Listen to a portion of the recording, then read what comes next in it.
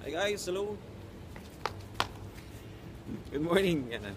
Naglalaro pa. Nag-exercise pa. Good morning, good afternoon, good evening. Anong oras nyo man napanood ng video na ito? Yan, Robert po. Dito po, welcome po to my channel. Dito sa Channel of Blessing. And as usual, we are now in our segment. Yan, Reflection at 11. Kung saan, babasahin po natin, tatapusin natin itong book na to ng Genius of the Poor. Yan. For those na mga hindi pa napanood yung mga nauna, pwede nyo balikan yung mga unang video ko na dito naman sa page, nakapost. So yan, so nag-start tayo, nag-end tayo dito sa More Than Just Houses. So dito na tayo ngayon sa Left Behind No More. Okay? So umpisahan ko na. So yeah, we were evicted and had our home destroyed a total of 10 times in 6 years. Ito yung Bart, sinasabi ni Bart. As he explains his community's earlier experiences as informal settlers along the side of a major road in Quezon City before arriving in Malaria. Each time the authorities tried to evict them, the homeless would return to occupy the area once more. So ganun sila, tatanggalin, babalik, tatanggalin, babalik. Bart was identified early as the group's leader. And soon become a wanted man, clearly causing a huge irritation to the authorities. I asked why they didn't just leave. Because we were really desperate. Our whole lives were in that area. We had nothing else and nowhere else to go. The only alternative we were offered was to be relocated to the bottom of a dump site, an area we knew was really dangerous as it is prone to mudslides when it rains. I cannot begin to imagine how it must feel to have your home demolished by somebody else 10 times. Seeing that, I have become visibly moved by their stories. More and more community members offer to share their experiences. At first, Bart acts as translator, but eventually more and more gain the confidence to express themselves in English too. So, malulupit na sila, English na kausap na kayo, di ba? So we were always so afraid back then. Linda, one of the mabuhay ladies, tells me, we were scared even to leave our houses because we never knew if they'd still be there when we go back. Ay God, di ba ang hirap no na parang pag aalis ka ng bahay mo, hindi mo alam pagbalik mo, nandun pa ba yung bahay mo? Nakatayo pa ba? O meron pa ba? Di ba? Imagine yung insecurity na yun. We were really lonely, adds another. We had no one to represent us, no voice. Our only voice or choice was to stick together, but eventually it was impossible. We lost, hindi move us here. The Quezon City band of squatters arrived in Malaria in 2003, joined by 2 more squatters communities from elsewhere. At least they could no longer be evicted.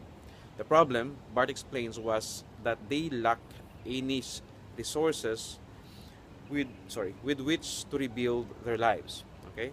So we were promised it would only be a temporary solution for a maximum of 6 months, but we ended up staying here ever since until the fire that is. Okay? It was during this period that the community gained a notorious reputation, one which even Bart admits was warranted at times. Drinking, gambling, we were full of vices back then. We were 3 different groups dumped together, so we also fought amongst ourselves. I tried to lead, but who would listen to me? Looking back now, that fire has been the greatest blessing we could have hoped for, because all of the bad stuff burned down with, Bart explains. Help to transform their lives came from the various sectors of the society. The government granted a lease for the land to GK, whilst a number of local businessmen supported by a major international corporation, Hyundai, provided the materials resources. Emboldened by this assistance, the community members themselves set about building their future homes, supported by the volunteer workers coming from outside the community. Right? So, it was already 4 minutes. So, yan. Susunod naman yung the power of hope. So, i-clear na lang muna natin. So, left behind no more. So ako ang tawag dito, ang reflection ko dun sa kwento ng sa nabasa natin is yung mga experiences nila na alam mo yon, yung kagaya noon una yung ilang beses na alam mo yun, na pinaalis sila doon, babalik, pinaalis, babalik, tapos sobra, tapos yung feeling na yung pag alis mo ng bahay mo, hindi mo alam kung yung bahay mo nandun pa pagbalik mo. Imagine that. Imagine that for the moment na pag alis mo ng bahay mo, hindi mo alam kung ang bahay mo nandun pa pagbalik. Imagine how blessed you are. Nakikinig ngayon sa video na to, nanonood ngayon, na alam mo ang bahay mo nandun lagi. It will not go. Pero sila, na-experience nila yun, guys. That's how unsecured, sorry, nagamit ko ba insecure? Unsecured they are.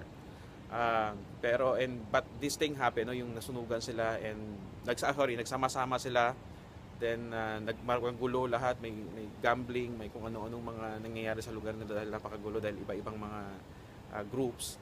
Then this catastrophe happened na nasunog yung buong area, and that is actually a big blessing para sa kanila. And that blessing, that thing happened, a bad thing happened, a fire happened, pero nagsama-sama yung mga group, ang GK, ang government, ang mga businessman, come together, and they were like, tinulungan sila and started na baguhin yung takbo ng buhay nila, and they started na magkaroon ng ng belief sa sarili nila na we can do this sama-sama, so no one should be left behind. Ika nga. So yun, basta you have your own reflection sa nabasa natin for sure. So yun lang. So I guess 7 minutes na. Ang bilis naman.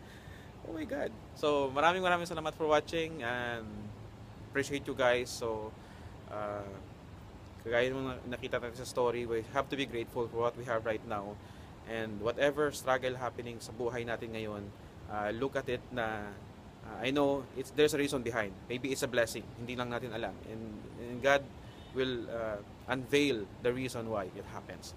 So maraming salamat. Please comment, share this video. Share mo please.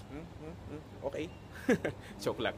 So share mo, mag-comment ka if you have something to say. Huwag ka mahiya. So maraming salamat. I pray that you will be blessed, that your life will be blessed, for you to bless other people, guys. Be a channel of blessing and accept that, because yan ka. Yan tayo. We are not here just for ourselves, but also to bless other people as well. So maraming salamat. Good day, and have a wonderful day ahead. Bye-bye.